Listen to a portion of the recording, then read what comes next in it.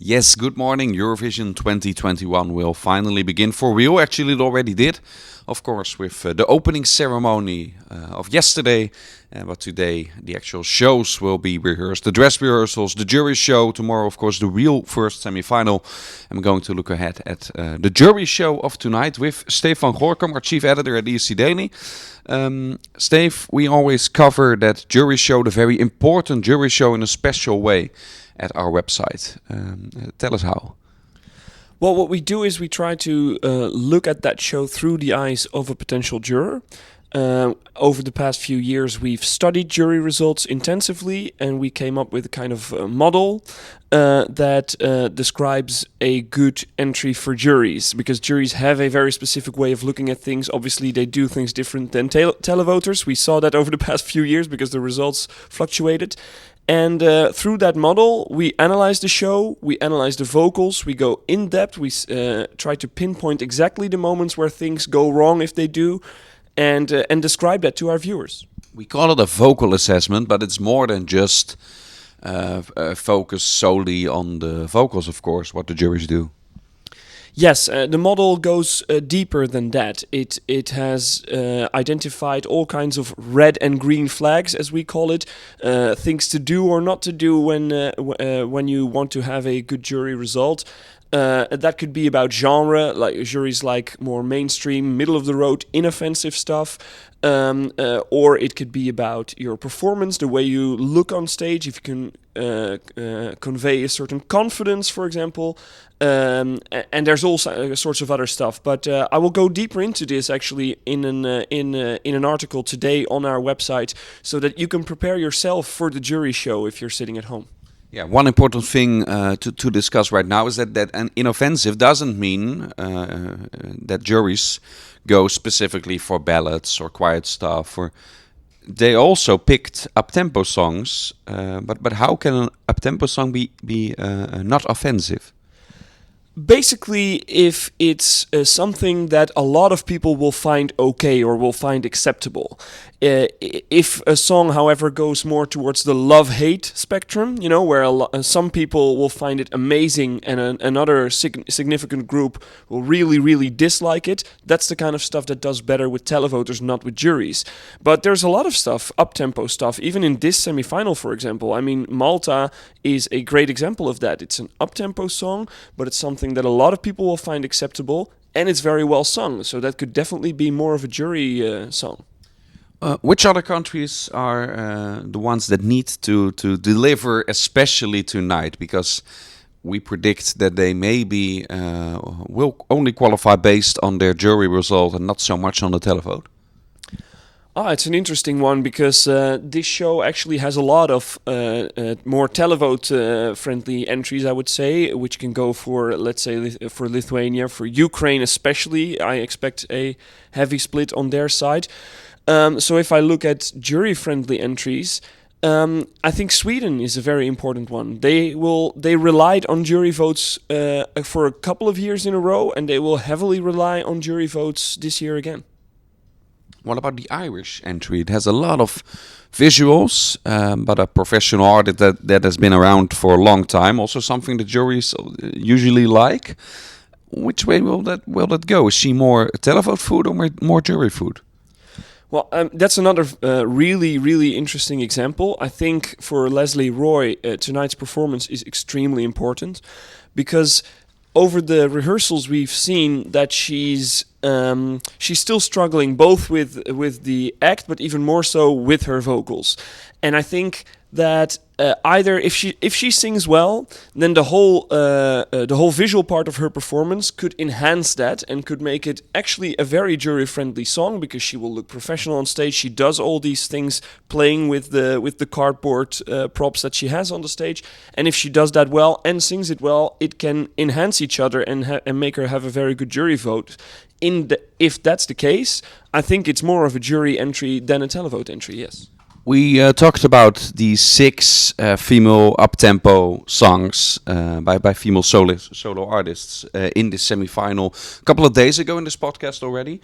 How do you see that with the jury? Because they don't just pick their song and vote for it. They, of course, make a list from 1 to 16 and order them and rank them. How will that work out with a lot of songs in the same genre?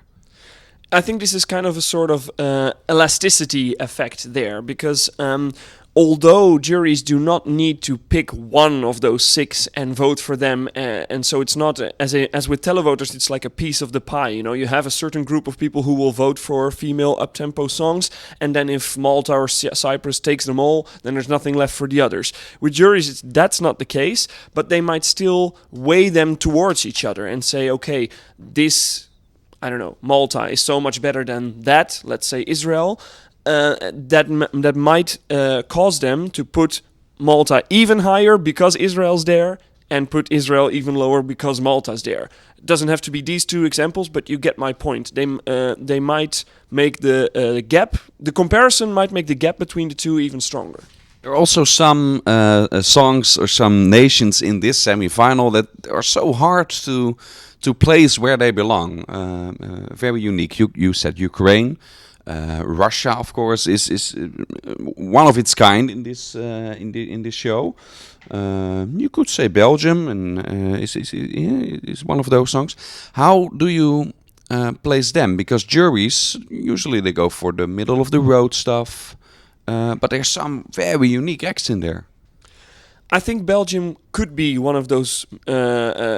Yes, it's unique, but it could be very middle of the road too. I think that is an inoffensive song, and it's also has the image of a jury-friendly song through the way that they've staged it. They made it very easy for juries to say, okay, this is something that we are supposed to vote for, because they are very prone to image as well, juries. And then when you talk about Russia, it's actually a very interesting one, because that has a lot of green flags for juries, especially with the woke message and with a lot of other stuff that it has in its performance this year. But Russia, of course, hasn't fared so well with juries over the past few years. So I'm very interested to see if that will change tonight. Also, some possible red flags, I would say, with the clothing, which could also be perceived, if they don't get the message, could be perceived that we're being taken for a fool. What's this? Are they trying to make a circus act? Yes, if the message doesn't come across. I'm not saying it is so.